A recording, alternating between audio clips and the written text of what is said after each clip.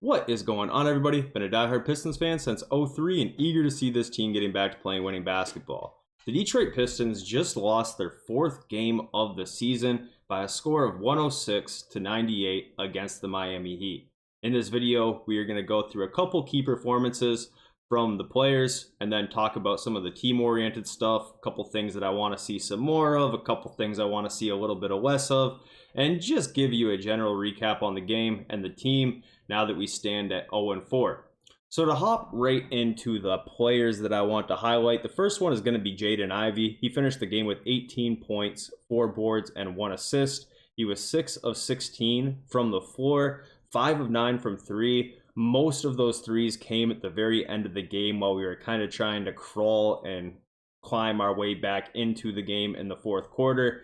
And overall, I just thought that it was a really solid game for Jaden Ivey, despite there being a few mishaps. I think that everything that we talked about on this channel, we saw more of tonight out of Ivey. He was going to the rim hard. He only had 2 free throws. There was another play that sticks out to me vividly where he went straight at the hoop, went up with it, probably got fouled, but it didn't matter because Duran was there to grab the offensive rebound and put it right back in. But nevertheless, really happy with the way that Ivey is being more decisive when he decides to go into the paint. In previous years, there'd be a lot of plays where Ivey would get into the paint, go up with it, and then make a last-minute decision to try and kick out, which would lead to turnovers. We're seeing a lot less of that. We're seeing more of him fighting through contact. And overall, I think it's been good. I also noticed that he's just way more comfortable and confident on the floor. When there was an opportunity for the Heat to get the ball, he quickly ran to the sideline to challenge the original call, was talking to the scores table, talking to the bench, got them to challenge the call. The call was overturned. When Stewart got hit in the face on a flagrant, he was there wrapping his arm around him. Just really seeing more animation and character out of Jaden Ivey on the floor, because I think he's just more comfortable with the way things are now versus how he was in his rookie year and especially last year. So really happy to see Jaden seeming to be comfortable not only in game but also while the game's not being played. He just feels like he is much more comfortable in general. So that's good to see.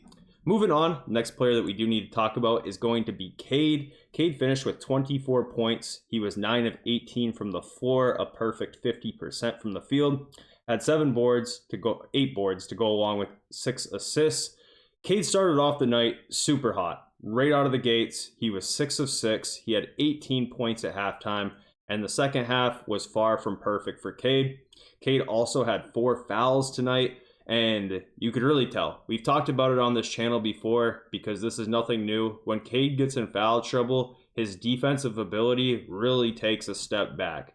When Cade checked back into the game tonight with 4 fouls, right away he was getting attacked on the defensive end and really not doing a great job of contesting those shots because he obviously didn't want to get his 5th foul and have to come out of the game. But we just can't be having Cade in foul trouble. A couple of the fouls that led to him being in foul trouble were ones that you could definitely live without.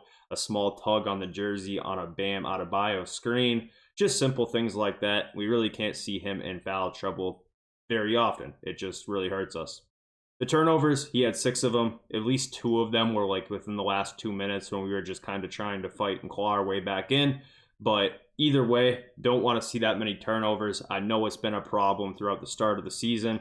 It was a problem at the start of the season last year. So just really hoping that Cade can take better care of the ball because a lot of these turnovers, not only from Cade, he wasn't the only culprit, really did kind of hurt us. So yeah, definitely do want to see that get cleaned up.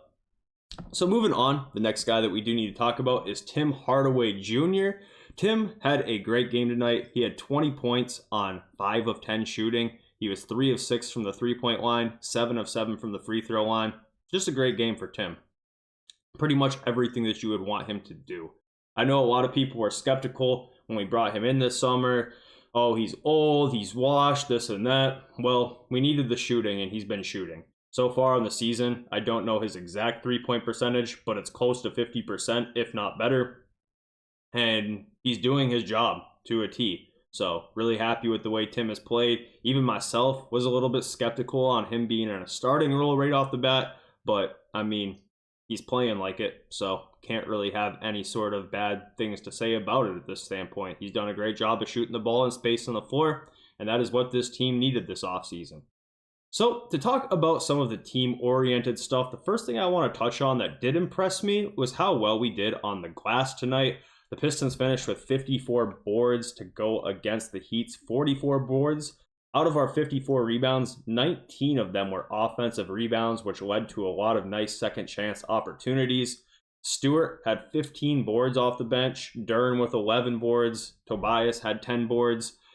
Isaiah Stewart had 7 offensive rebounds. I wasn't super impressed with the way that he has played throughout the first couple games, but those 7 offensive rebounds did help us get a lot of good second chance buckets. So really happy with the way that the team rebounded the ball tonight. I think that was one really good takeaway. So one other thing that I do want to talk about is just the fouls and turnovers from a whole team's perspective. I know we've talked a lot about Cade with both of those issues, even in this video, but those are two things that just really need to be cleaned up, because I think that with those two things going forward, if we can reduce the fouls and reduce the turnovers, we'll be in a better position to win these games. Because down the stretch, yes, the offense went cold at the worst time again, but maybe we aren't in so many of these situations where we're in these 2-point games or 4-point games in the fourth quarter if we just stop turning the ball over at such a high rate and stop fouling when we really don't have to. I mean, we talked about it the other night.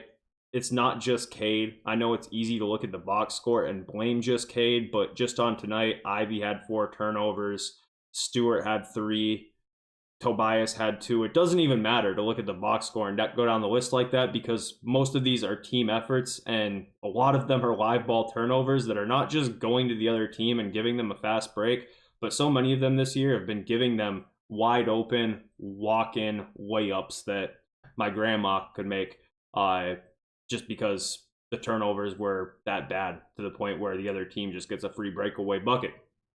So going forward, the turnovers and fouls, I mean, I'm sure they'll talk about it in film. I'm sure they know it's pretty obvious. That's like basketball 101. You're coaching an elementary team, you're trying to reduce the turnovers, and I have faith that it will get better, but it's obviously something we need to talk about so far. And the last thing I kind of do want to touch on is Ron Holland, because Ron Holland played 14 minutes tonight, finished with 6 points, 3 of 6 shooting. Really nothing too crazy that jumps off of the stat sheet, but he did have 4 fouls as well, and he was a minus 16.